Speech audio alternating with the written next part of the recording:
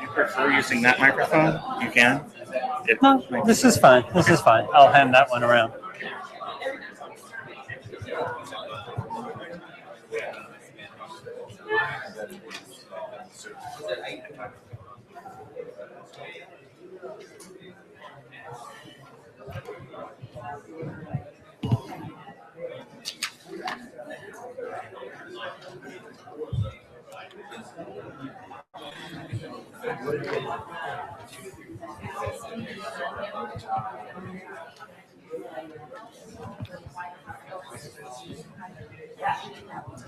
So is it, how would you pronounce it? Kenga? Kayenga. Kayenga. Yeah. Close? Perfect, yeah. Okay. Climate IQ. Oh, sorry. I thought you were asking his name. Okay. Right. Climate IQ. Right. That's easy enough.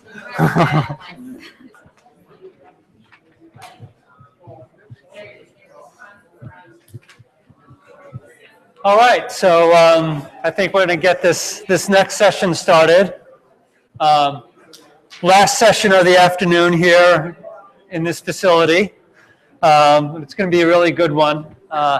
Two very, very interesting approaches on using apps to solve real problems in very, very creative ways. So, okay. Seems to be working. Okay. Is this mic picking me up? All right, very good. So anyway, so I think everybody knows how we do this at this point. We're going to do introductions first of all. Introduce myself. I'll have our presenters introduce themselves. We'll play the videos. Then I have some questions for the presenters. And then I'd like everybody here to think of some questions, and so we can have a nice, interesting Q&A section, and then we'll do our breakouts here and over here. So I'm Dave Miller from a Clean Energy Venture Group. So we are an investment group focused on early stage clean energy companies. Over the last 11 years, our group has invested in 29 companies. Evaluated thousands of companies. We have 20 partners. Our approach is very hands-on. Folks in our group have all started companies, run companies, sold companies, sat on many, many boards. So when we invest in companies, we work very, very closely with management, and that tends to be very effective. Fortunately, the companies we've invested in, very early stage companies, have by and large grown and done very well commercially post our investment, and we intend to continue that over the next 10 years in a variety of different ways. Each of our presenters, can you just introduce yourselves for now? So hi everyone, so my name is Mengqi, and I'm from Climate IQ, and we're based in New York. So what we're doing is to design this web-based app to help people measure their property climate risk in the past and for the future. We believe this kind of information is very important because a lot of this kind of assessment is done at a broader scale, like by governments or on a regional scale. So we're really trying to downscale our analysis to property level. So people can learn about like potential financial loss that could be caused by extreme weather events in the future, and also like potential flooding depth and inundation area, or like hurricane tracks and sea level rise, all these kind of risks. So they can make decisions actually against their property. So yeah, that's what we do. And I'm Lucas, and I'm here with Kayenga. And what Kayenga does is tries to promote user-led housing.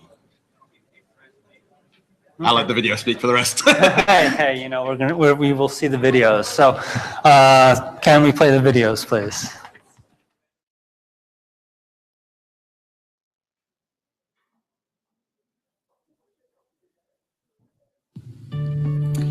In the last decade, urban flooding events have become more frequent and more severe.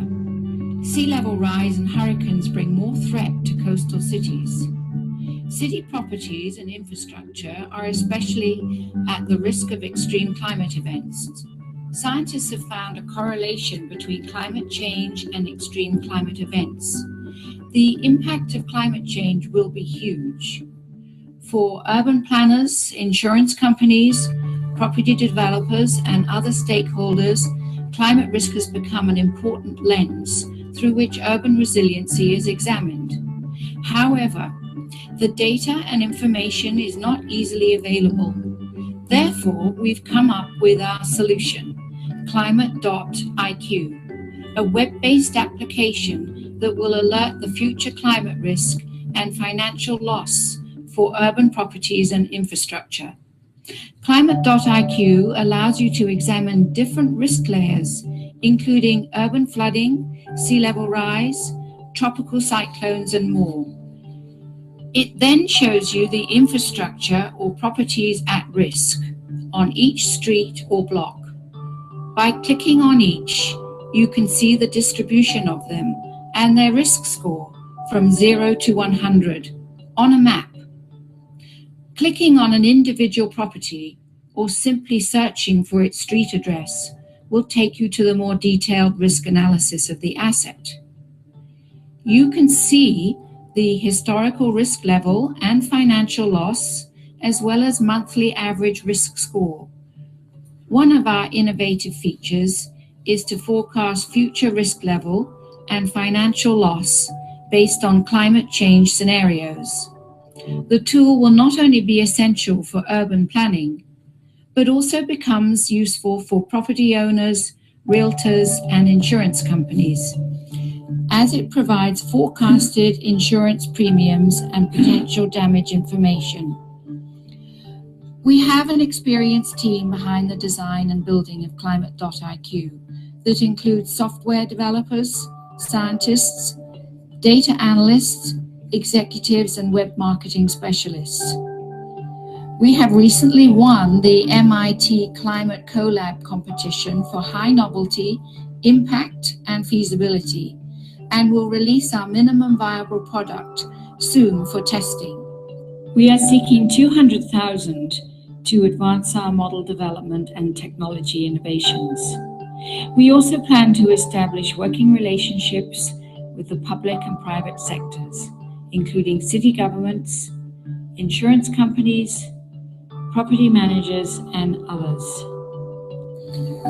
We look forward to bringing this application to life to help people build a more climate resilient city.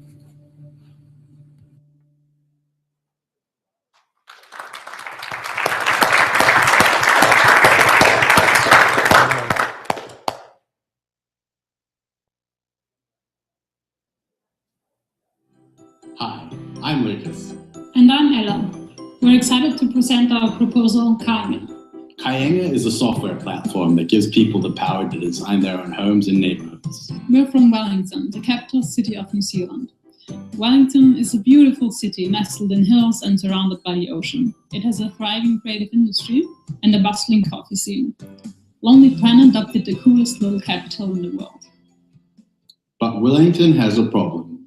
Most homes don't have enough insulation, and in winter, the indoor temperature is 2 degrees Celsius lower than recommended. Our homes are also some of the least affordable in the world. To improve sustainability and reduce cost, we need to build more apartments. But most apartments built to date are lonely, anonymous, and cold.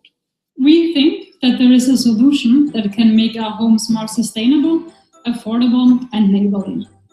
Our inspiration comes from Baugruppen, an approach used widely in Europe. Baugruppen are building projects that are collaboratively designed by the future residents. This approach has a lot of benefits. Evidence suggests it increases sustainability because future residents invest in energy efficiency, cut down on unneeded features, and invest in shared facilities. These factors, combined with the fact that it reduces the risk of the project, mean that homes built in this way are cheaper than average. Finally, because residents are self-selected and work together from day one, the neighborhood has a greater sense of community. We are building an online platform which will help facilitate building cooperatives by connecting future residents with each other and service providers, helping them to make decisions and capturing what they learn through the process to pass on to future groups. We are also designing a program of events to spark people's interest in building cooperatives. We've started to find people who want to take part in one of these projects, and we've got a number of service providers who are interested in supporting them. We're looking to kick off our first project in Wellington in early 2017 and roll out across New Zealand by the end of the year. We think that many international cities could benefit from Kainga. Therefore, we plan to expand internationally in 2018. But we need your help to do this. If you want to take part in a building cooperative, or you're a service provider who wants to partner with us, we want to hear from you. Finally, we need investment. We're currently bootstrapping Kainga, but funding will allow us to grow much faster. Thank you very much for watching.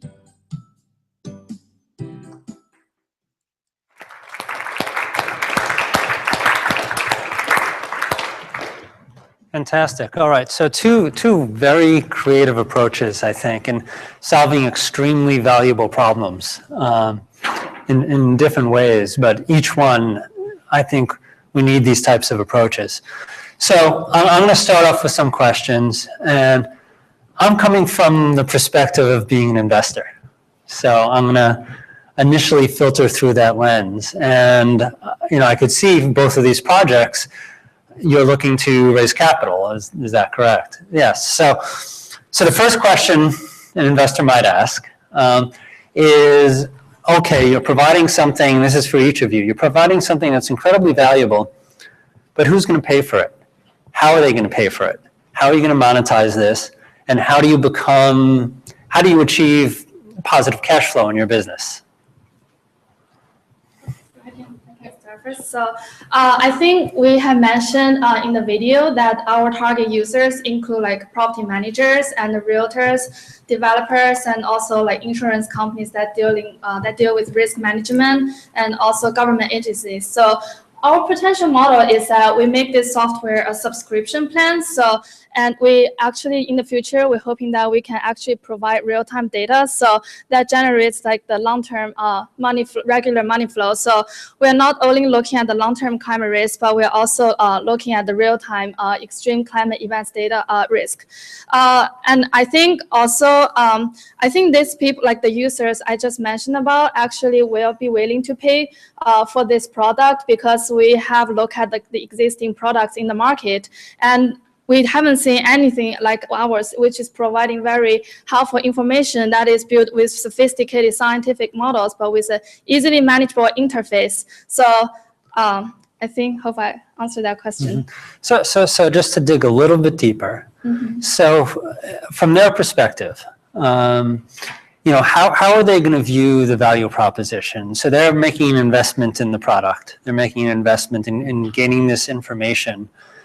What will they see as the return on that investment they're making? So you mean like for the investors? No, well, for your customers. For my customers. Right. So, I mean, what's going to drive their buying decision? Mm-hmm. This is valuable, and there's no doubt that this is valuable information.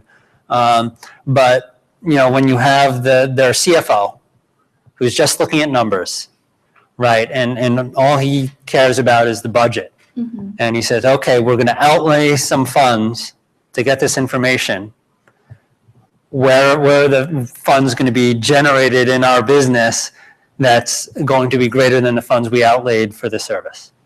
Yeah, so I think that really our values is to help people save money and time. So in terms of saving money, I think it's because we actually help people calculate the risk hopefully at a much more accurate level. So right now we're developing our flooding model in New York City as a demo. So once we have all the results out, we can actually compare that how in the past some flooding risks haven't been predicted by like agencies like NOAA or NASA, but actually could be predicted by us. So we are trying to compare like the information provided by us and the available information in the market and how that can help, like for example, property managers save money from suffering from extreme weather events. Okay, great, thanks. And for us, the first revenue model we're looking at is to charge commissions to service providers. So our platform will give us a bunch of people who are looking to build housing, and there are a bunch of service providers who will be needed to actually make housing happen. The first people being the banks. So in New Zealand, banks already pay a finder fee of 1% to 2% of the value of the loan for whoever brings them the customers. So that's a very simple source of revenue for us. Banks like to use us rather than using other sources because we've got that environmental and social slant to it. More exciting, I think, down the line is developers. So developers have a bit of a problem with their current model has quite a lot of risk to it. So at the moment, they have to go out and find a piece of land, get in an architect, design some buildings, and then pay a marketer to sell, to help sell them, sell these buildings. If they don't manage to sell a minimum amount of buildings, banks won't give them a loan to continue with the project, and so they end up having to write off all of that money. What we'll do is we'll already have the buildings pre-sold, so all they have to do is deliver on to our specifications. All right, great. Okay, so some specific questions for each of you based on your presentations. So for Climate IQ, so one thing I noticed is that you're actually going to be going kind of on the ground and collecting, doing direct surveys in the neighborhoods, right? I mean, you're going to be asking people in those areas questions to gather information. Yeah, actually, so our data is mainly comes from the public agencies, so like NOAA and NASA. So we collect the data such as precipitation, land cover, and soil, and we have scientists in our team that help aggregate all the data to produce the information such as flooding, return periods, and financial damage information. So, but we do collect. We hopefully actually, when user uses the software, they probably have to provide information about their house. I mean, we could collect some from the zoning data by the governments, but some of the more specific information from their houses, they actually can input into this tool. So to generate more accurate analysis. Okay, so you expect your customers will be providing some of the data directly? Yeah, part of it, but it's gonna be very minimum. So. Right. Yeah. Right. Okay, and then the other question I had is, so you're taking climate models, and in my understanding, and be completely naive, is, our understanding of climate models is when you think of climate as opposed to weather, it's over long periods of time, over large regions. You can make generalizations of where the climate is going. And so, the challenge is if you, downscale to very specific areas or properties and downscale to specific time periods, then you perhaps, I mean, my understanding in the scientific community is, is there established validity for being able to do that? Whereas, you can make pretty strong generalizations of where we're going over time and across regions, but how do you convince the scientific community that it's valid to downscale that to a specific property or a specific time period? Yeah, that's a very good question. So I think that we are able to do the downscaling is not because of the climate models, but a lot of our data, we collect from the satellite data, that's downscale to about 100 meter scale, 100 meter grid. That's our analysis cell right now, the unit that we're using. So actually a lot of things we're doing is looking at the historical data right now. So because that's the most available downscale data. But in terms of future, I think we probably have to be a little bit more general, but also in terms of sea level rise or precipitation change, all those data, you can find pretty downscale data. So in terms of those data source for the future. So yeah. Okay, all right, great, thank you. Okay, so for Kaanga, so one thing that struck me is you've looked at a model that's been very successful in Vienna and maybe Germany as well. And you kind of lay out all of the challenges behind this, right? And apparently those projects have overcome many of those challenges. So why not just copy success? If those projects have been successful, why not do pretty much what they're doing, but just do it in a different region? Yeah, and I think that's what the platform is trying to do. I guess at the moment, all of those projects are delivered by service providers like architects who have developed expertise, but they don't have a scalable product. And what we're trying to do is build a scalable product, borrowing that sort of information. Right, okay, so you know that it will work in specific instances, and you're trying to generalize it. Exactly, yeah. Okay. Very interesting. And the other question I had is on the sustainability piece. You know, you seem to be approaching it at maybe somewhat of a modular level where decisions are being made about sustainable aspects of the project, where, you know, you're setting the default as a very sustainable option and so forth. Have you looked at systematic approaches for sustainability of buildings? So there are a number of companies. It's a company called Ecotrope that uses MIT technology that, given the entire system of a building, can improve the sustainability and the cost simultaneously. So there's this idea of efficient frontier in investing, right? So it's like the efficient frontier of buildings, where you have, for a given sustainability, the lowest cost, for a given cost, the greatest sustainability or the lowest energy impact. So have you considered using a system like that, where your collaboration can move along that efficient frontier, right? Where they're making, instead of making a single decision about a modular piece of the building, they're making a set of decisions for where they want to sit along that kind of optimized design continuum. Yeah, I mean, that's really interesting.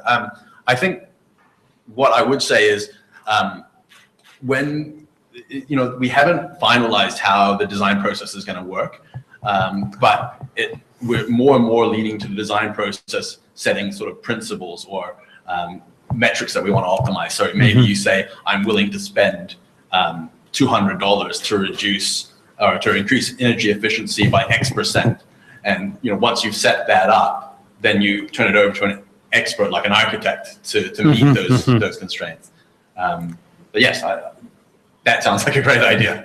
Right. Okay, so kind of integrating, so building upon approaches like that, yeah, you would be able to do. Fantastic. Yeah.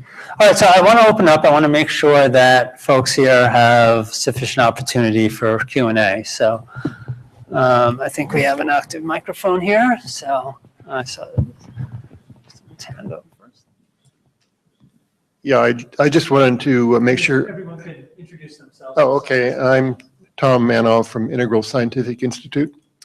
And what I'd like to do is find out if I'm really understanding the vulnerability assessment.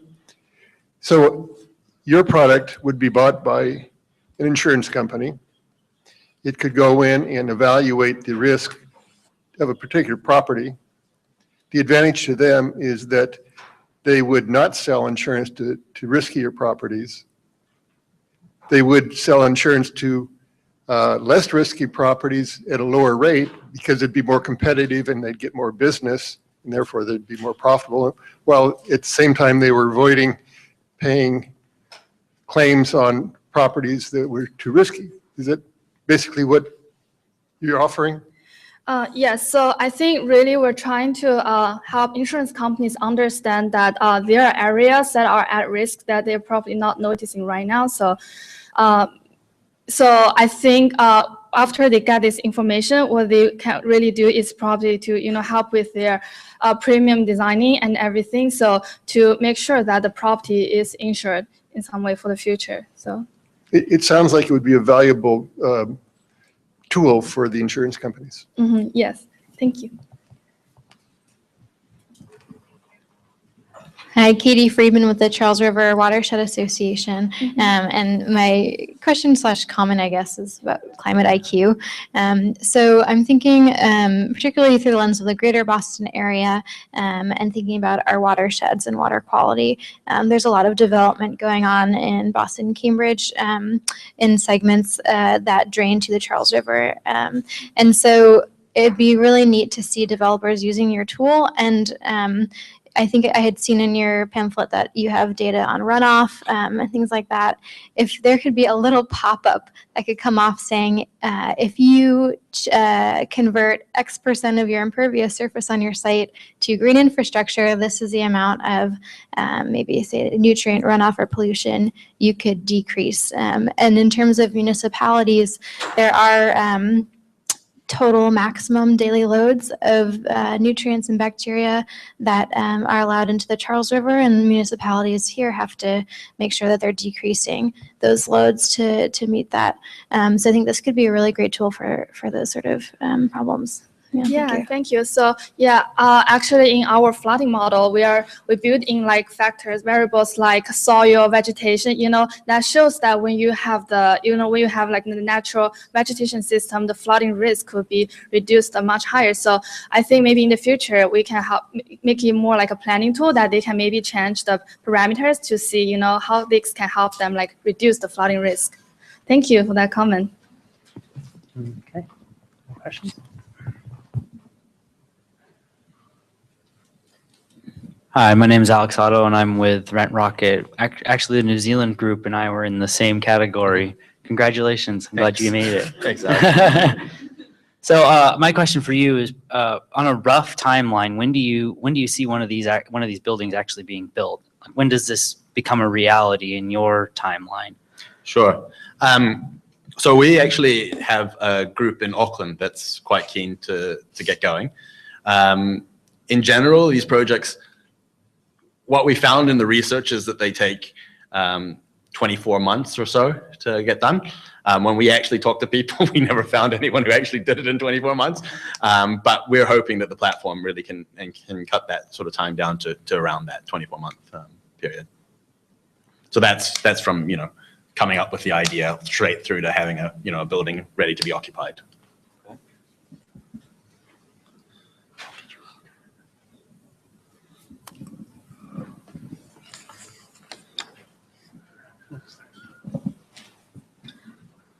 Hello, my name is Sarah Lapuma from Sustainable Shorelines, and I was in your same contest, Menke.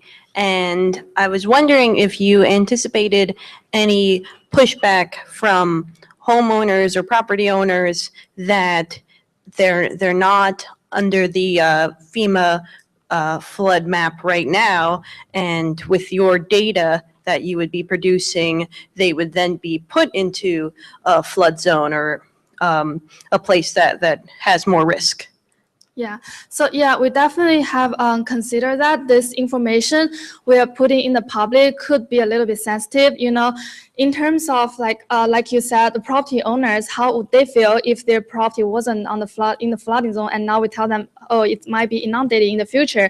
And also if the information becomes available to like property developers, potentially they are developing this huge revenue generating property like on the coast, and now we're telling people that, oh, this could be at risk, and how that's going to affect their financial decision. And a lot of these things can be pretty sensitive, but we still believe in that educating people and making this information available is really important, and that is our mission. So yeah, I hope agree. That answers your question. Yes, yeah. I agree.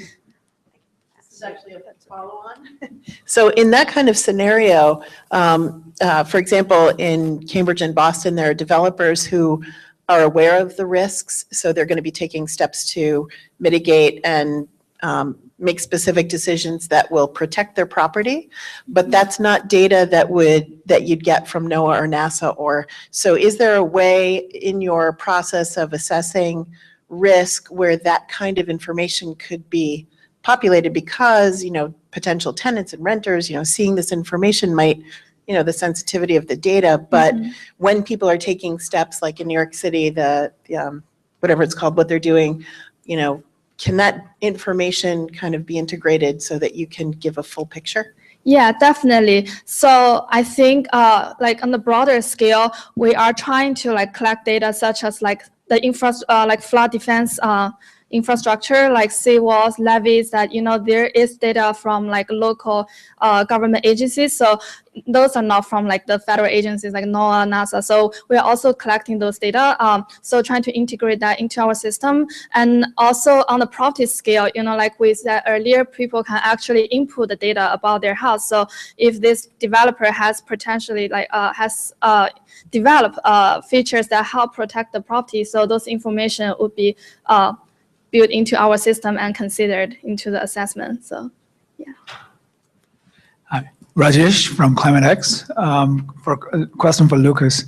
So you're building, I mean, not only are you creating this platform that connects potential, residents to banks, maybe, and then to builders, you're also building upon a specific architectural model, right? That is successful in Vienna and others. It seems like a great opportunity to also educate people on that model itself, because I can imagine that people who have successfully built one set of apartments could be a fantastic resource for others, and connecting one group of prospective buyers to prior buyers could be a great revenue model itself, right? Both architecturally and Yeah, it's an interesting question. So certainly people are very excited to learn about previous buildings. What we've found with people who've actually gone through this process and finished something is they've actually got too many people showing up on their doorstep, and they're kind of worried about privacy issues. We actually one of the shots we took, we almost got kicked out because they didn't really like us showing up with a camera. And they said, like, we've had hundreds of people, sort of coming and looking at this because it's really exciting and really interesting. We definitely want to get previous successes involved as much as possible. But I think one of the nice things about the platform is once all of those learnings have been captured, they can kind of be put in an information system rather than having to knock on the same person's door again and saying, share your project with me. I mean, that would be what a technology platform would do for you. Exactly. So yeah. It's not having to repeat there's no information transfer cost every single time. Right.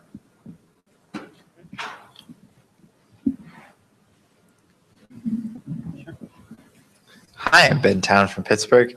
I have a question for Menki. In the demo, in the video, it showed the risk assessment for tropical cyclones as varying what seemed to be a considerable amount from one property to the next. And I'm curious, did I see that right? And if so, how does the risk really vary that much from like one house to its neighbor?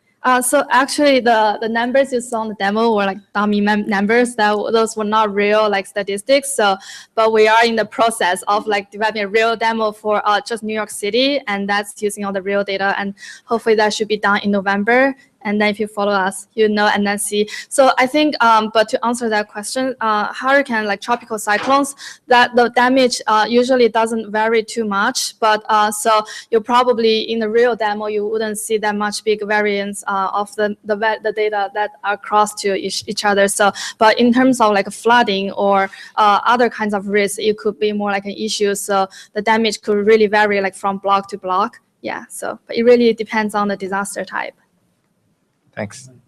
So if you sold to a developer who had properties that were distributed over a region, then it would be very valuable because then they would see very different risks depending on where in the region their properties were. Yes. Right. Okay. Other questions? Okay, well, a couple of other questions I can queue up for you.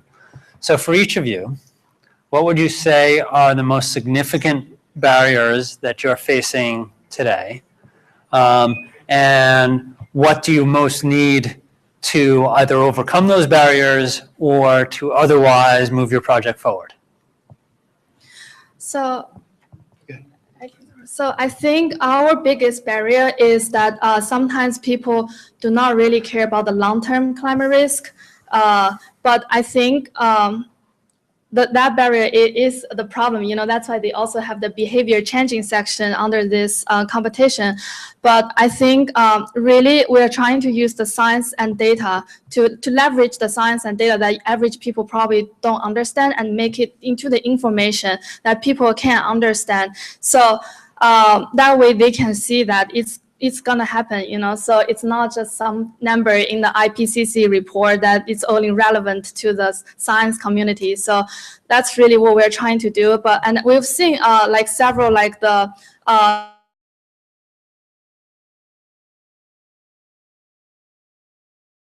there, and they have I've seen them like putting like a map of houses that could potentially be underwater in the future. So, and they have that map on the website, you know. So even they are trying to sell houses, you know, they're still kind of promoting this kind of information. So we've been seeing some of our potential users making this kind of effort. So definitely, I think we're moving along. So yeah. So on the time frame challenge, right? So you can't say that, okay, your house is going to be underwater in 3 years and 7 months and 14 days, right? I mean, there's a very large range over which that might occur. So how do you motivate immediate action or motivate your customers to have, you know, an idea of how actionable that information is?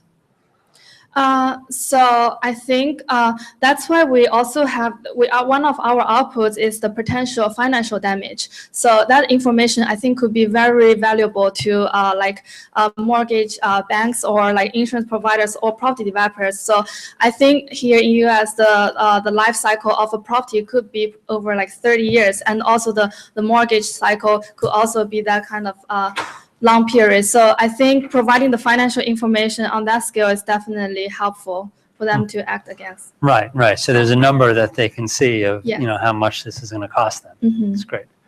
Yeah. And for us, I think the biggest barrier, kind of understandably, is getting people's trust to build housing. So there aren't, you know, we have proof in Europe that it works, but no proof in New Zealand to date. And you know, we kind of, when we started this, we're very strictly following the lean startup methodology, you know, going minimum viable product. But the reality is, to get trust in the housing space, your minimum viable product has to be significantly better than if you're selling a pizza to someone, for example. I think overcoming the barrier, I mean, something like getting the award from Climate Collab has been huge, because it gives us at least some people believe in the idea, so that's great. And yeah, I think just more of that kind of thing, getting more people involved, more partners who already have people's trust. So banks, for example, that sort of thing. Right. So the classic catch-22 of, you know, once you're successful, everybody will believe in it, but you can't be successful until everybody believes in it. Yeah. Right. So small successes along the way. Sure. Fantastic. Okay, so I think what we'll do now is we'll break up into 2 groups. So Kayanga Cooperative Buildings over there, Climate X over there. And, you know, we have about 15, 20 minutes. And then I'll announce after this, we're going to be moving to the Media Lab. So I'll give you some notice on that. And a round of applause for our presenters, please.